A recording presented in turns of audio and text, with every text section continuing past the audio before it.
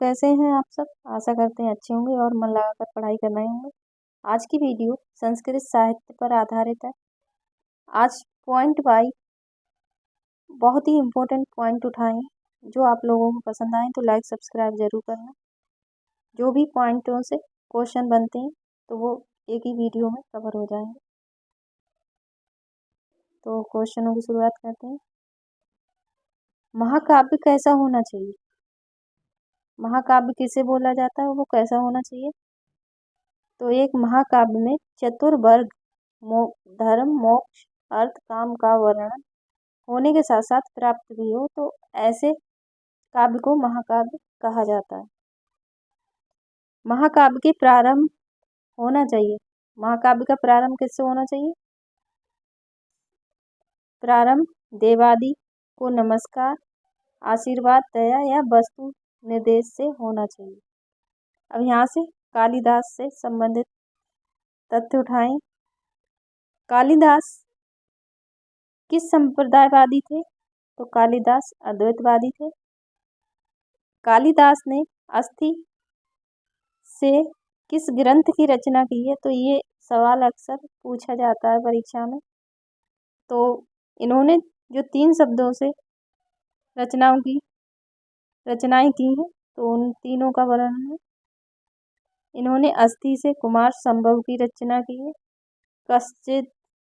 कश्चिद से मेघदूतम की रचना की है और वाग विशेषा से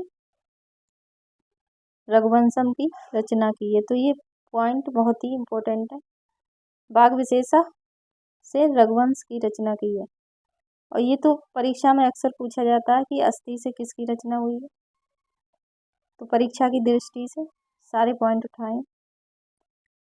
कालिदास का जन्म स्थान क्या था? कश्मीर था। कालिदास मेघदूत में किसके प्रति आदर भाव रखते हैं? उज्जैनी के प्रति रखते हैं। कालिदास के ग्रंथों को देखने से क्या ज्ञात होता है?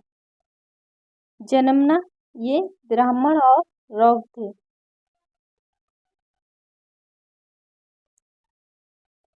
कालिदास की प्रथम नाटक कौन सा है? तो इनके तीनों नाटक लिए हैं हमने, प्रथम और अंतिम। कालिदास के 3 नाटक हैं। मालविका अग्निमित्रम जो 5 अंकों में है और ये इनका प्रथम नाटक है। विक्रमोर्वशीय 5 अंकों का नाटक है और कालिदास का अंतिम नाटक अभिज्ञान शाकुंतलम है और ये इनका अंतिम नाटक है। इसमें 7 अंक है। तो ये सारे पॉइंट क्लियर होंगे। मालविका अग्निमित्रम प्रथम नाटक भी है और इसमें अंक कितने हैं? 5 हैं। अभिज्ञान शाकुंतलम इनकी अंतिम नाटक है और इसमें 7 अंक है। तो ये याद रखना। कालिदास के गीति काव्य कौन से हैं? तो ये पॉइंट भी पूछा जाता है। कालिदास के 2 गीति काव्य हैं, मेघदूतम ऋतुसंहार। तो मेघदूत में 2 खंड है, ये भी याद रखना, पूछा जाता है। ऋतुसंहार में 6 सर्ग हैं और ये इनका प्रथम गीति काव्य है। तो प्रथम गीति काव्य पूछे तो ऋतुसंहार। मेघदूत जिसमें इसके खंड पूछ लिए जाते हैं, कितने हैं? तो 2। संस्कृत में लघुत्रयी रचनाएं कौन सी हैं? तो ये लघुत्रयी और बृहत्त्रयी अक्सर पूछे जाते हैं। संस्कृत में लघुत्रयी रचनाएं कौन सी हैं? कुमार संभवम 17 सर्ग इनका प्रथम महाकाव्य है। मेघदूतम 2 खंड, रघुवंशम 19 सर्ग। तो लघुत्रयी में कौन कौन सी रचनाएं आती हैं? कुमार संभवम, मेघदूतम और रघुवंशम, याद रखना। संस्कृत बृहत्त्रयी में कौन सी रचनाएं आती हैं? तो ये पॉइंट दोनों पास में ही रखे थे मैंने। तो बृहत्त्रयी में किरातार्जुनीयम जिसमें 18 सर्ग है, शिशुपाल वधम 20 सर्ग है, नैषधि चरित्रम इसमें 22 सर्ग है। तो ये बृहत्त्रयी की रचनाएं हैं।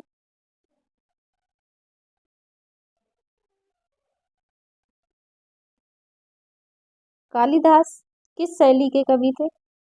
कालिदास वैदर्भी शैली के कवि थे, ये अक्सर पूछा जाता है। रस परिपाक सौंदर्यपूर्ण था। अलंकारों की योजना अद्वितीय मानी गई थी। इनके काव्य में अलंकारों की भी योजना है, रस परिपाक सौंदर्यपूर्ण भी है, और ये वैदर्भी शैली के कवि थे। तो ये पॉइंट याद रखना। अश्वमेध किस में दीक्षित थे? तो ये बौद्ध धर्म में दीक्षित थे। अश्वघोष की प्रमुख कृतियां कौन सी हैं? तो इनकी जो प्रमुख रचनाएं हैं वो भी ली हैं। बुद्ध चरितम महाकाव्य जिसमें 28 सर्ग हैं। सौंदर्य नंद महाकाव्य इसमें 18 सर्ग हैं। सरिपुत्र प्रकरण इसमें 9 अंकों का नाटक है। सूत्रालंकार पाली में जातकों की कथाओं का संग्रह बनाया गया है। ब्रज सूची जन्म न जातिवाद पर अपेक्षात्मक ग्रंथ है, ये अपेक्षात्मक ग्रंथ है। महायान श्राद्धोत्पाद यह एक दार्शनिक ग्रंथ है। गंडी स्त्रोगाथा बुद्ध और संघ की स्तुति परक तथ्य को लिखा गया है। तो इनके किस आधार पर लिखा गया है वो भी लिया। राष्ट्रपाल इनका गेय नाटक है।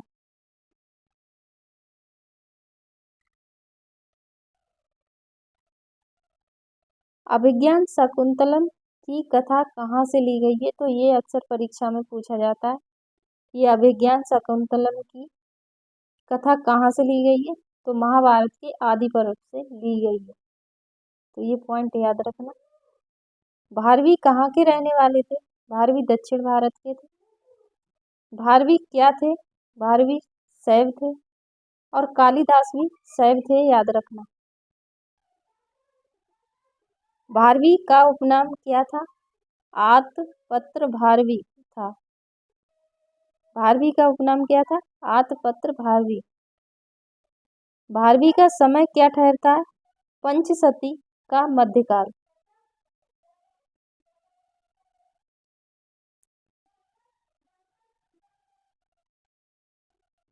भारवी की रचना कौन सी है?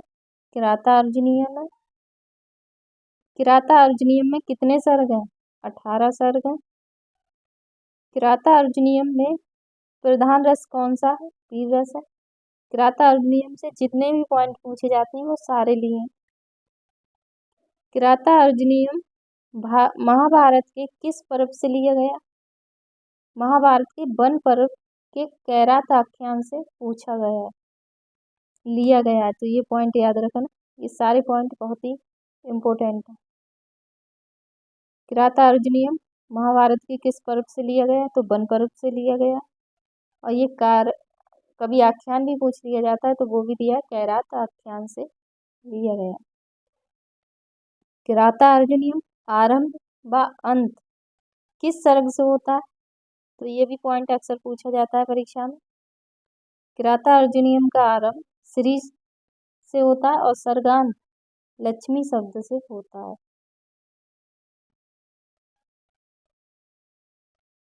माघ का उपनाम क्या था? तो माघ का उपनाम था घंटा। घंटा नाम से प्रसिद्ध थे। ये पॉइंट भी पूछा जाता है। आप पिछले पेपर उठा के देख लेना, ये सारे पॉइंट उसमें मिल जाएंगे। माघ का समय क्या था?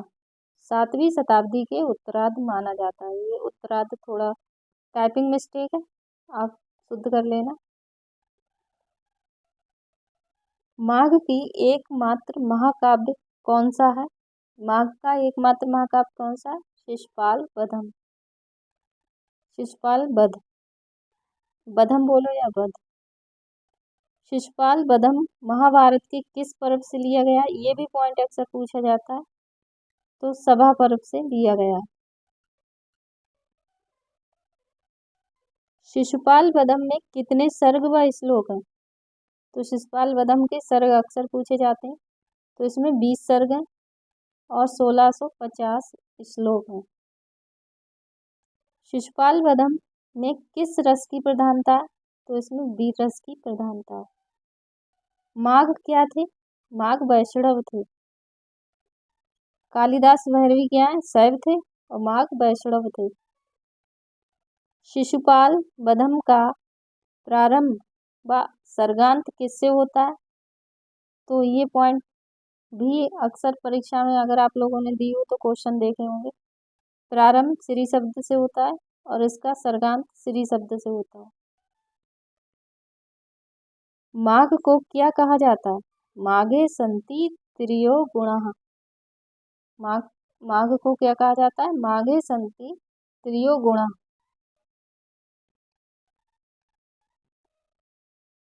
माघ किसके आचार्य थे? माघ परिष्कृत पद विन्यास के आचार्य थे। आज की वीडियो में पूरा संस्कृत साहित्य कवर होगा। बस 2-4 क्वेश्चन बचे होंगे जो समय न होने की वजह से नहीं ले पाए। श्री हर्ष के पिता का नाम क्या था? श्री हर्ष के पिता का नाम वीर था। माता का नाम मामल्य देवी था। श्री हर्ष किस संप्रदायवादी थे? ये अद्वैतवादी वेदांती थे। श्री हर्ष की आलोचना का मुख्य ग्रंथ कौन सा है?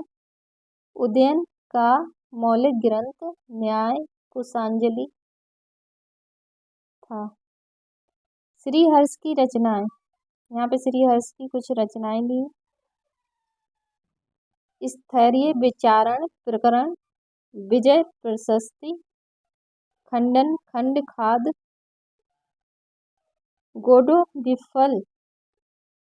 यहाँ पे गोडो विस्फुल होगा, यहाँ पे ऊ की मात्रा लगा लेना। गोडो विस्फुल प्रशस्ति, शिव शक्ति प्रशस्ति, नव साक्ष शांडुक शांड चरित्र, ये चंपू काव्य है इनका। और इनका प्रसिद्ध महाकाव्य जो है वो है नैषध चरित्र, जो चंपू काव्य। ये अक्सर पूछा जाता है कि नैषध चरित्र क्या है? एक चंपू। नैषध चरित्र में किस राजा के चरित्र का वर्णन है? आदिपति राजा नल के चरित्र का वर्णन है। नैषध चरित्र में कितने सर्ग व श्लोक है? तो ये याद रखना, इसके 22 सर्ग है नैषध चरित्रम के और 2830 श्लोक है। श्लोक भले ही ना याद करें पर ये सर्ग जरूर याद रखना। नैषध चरित्र विद्वानों के लिए क्या माना जाता है? ये पॉइंट भी पूछा जाता है। तो विद्वानों के लिए औषध या रसायन माना जाता है। तो ये पॉइंट याद रखना कि नैषध चरित्र विद्वानों के लिए क्या माना जाता है? तो विद्वानों के लिए औषध या रसायन माना जाता है। भवभूति का मूल नाम क्या था? इनका मूल नाम श्रीकंठ था। श्रीकंठ भट्ट था। तो ये इनके नाम याद रखना, पूछे जाते हैं।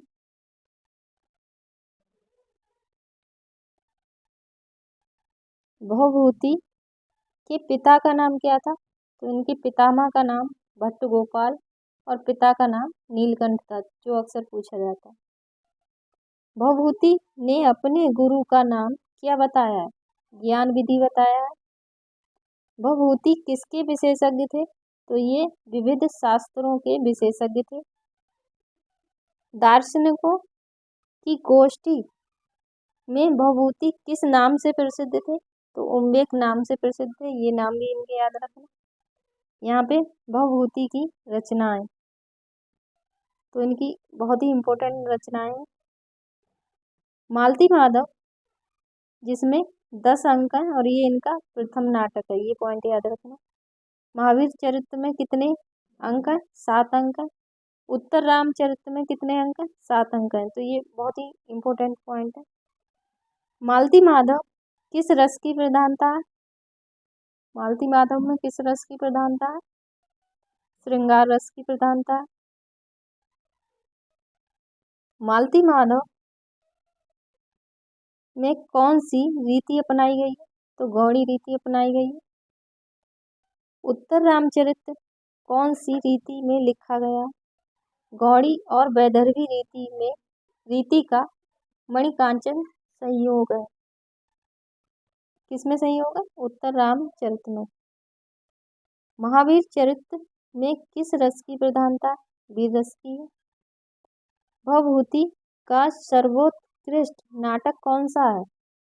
उत्तर रामचरित। उत्तर रामचरित से बहुत सारे क्वेश्चन बनते हैं, तो सारे पॉइंट लिए हैं इसमें। उत्तर रामचरित में कौन सी रीति अपनाई है? तो वैदर्भी रीति। उत्तर रामचरित की कथा कहाँ से ली गई है? वाल्मीकि रामायण के उत्तरकांड से ली गई है। उत्तर रामचरित में कौन सा रस प्रधान है? तो करुण रस प्रधान है। भवभूति ने उत्तर रामचरित में कितने छंदों का प्रयोग किया है? 19 छंदों का प्रयोग किया है। उत्तर रामचरित के तृतीय अंक का आरंभ व समाप्ति किस रस से होती है?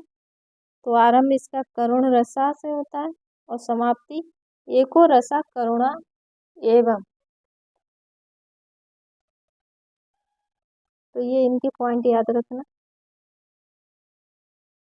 यहाँ से डंडी की रचना है। 10 कुमार चरितम किसकी रचना है? डंडी की। कापिदर्श डंडी की। अवंती सुंदरी कथा डंडी की रचना है। छंदो विचित्र द्वैसंधान काव्य और मृक्ष कटकम ये डंडी की रचनाएं।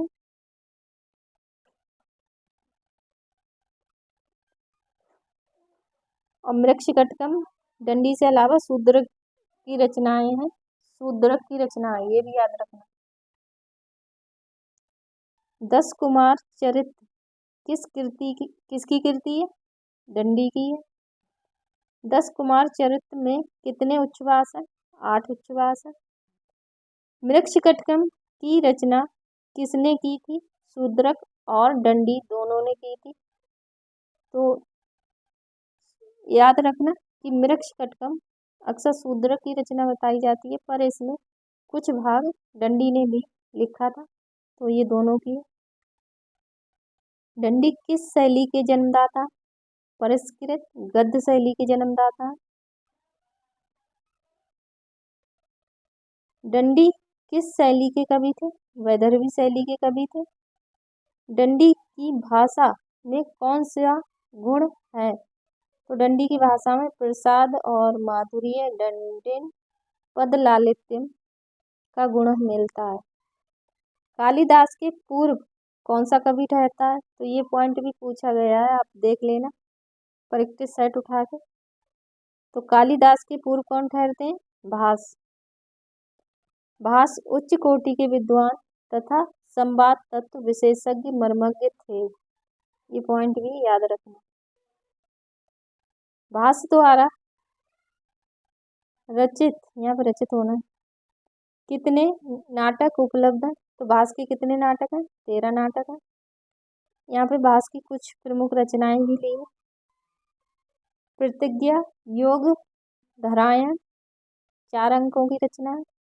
शुपन वासव दत्तम ये अक्सर पूछी जाती है, इसमें 6 अंक है।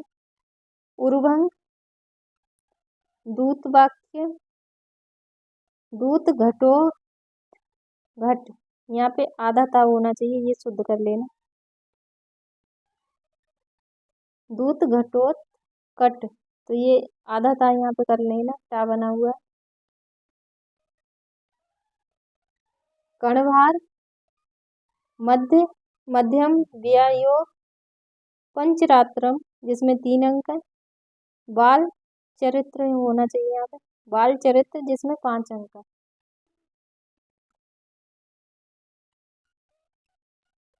ये पॉइंट सारे याद रखना, बहुत ही इम्पोर्टेंट है।